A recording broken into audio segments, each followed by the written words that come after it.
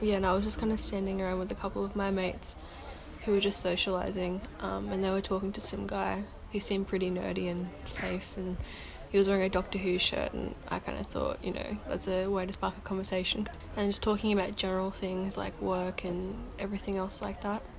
And then he offered to buy me a drink. I'm not sure what the drink was, but it was vodka or something. He bought me the first one and it was fine, and we were just socialising and chatting, and he was just kind of lingering even though I was like going over to other people who I knew to socialise, and he'd still offer to buy me more drinks, and I was okay with that, like made a new friend and everything was fine really. And then eventually, I think it was like my fourth or fifth drink, he brought it over to me and then kind of just walked away, and I was like, okay, well I'm just gonna go socialise with other people that I know.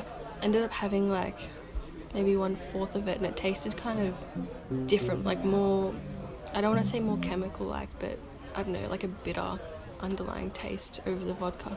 And I wasn't feeling too good, and I was like, okay, maybe it's just the alcohol. I'm not really a drinker. And then a little bit of time passed again, maybe like 5 minutes, and he came back and he was asking about where I was staying tonight, what I was doing. And then I kind of just started to get intense feeling of dread and being like, okay, maybe there's something in my drink because I don't really think this is alcohol. I went to Tanea trying to confirm, and it was just, and I explained to her what was happening and how I felt. She was concerned about how I was feeling, so she ended up drinking the rest of the drink that I had. And then I just kind of sat next to her for a bit with my hands on my head, kind of just leaning over, not feeling great at all.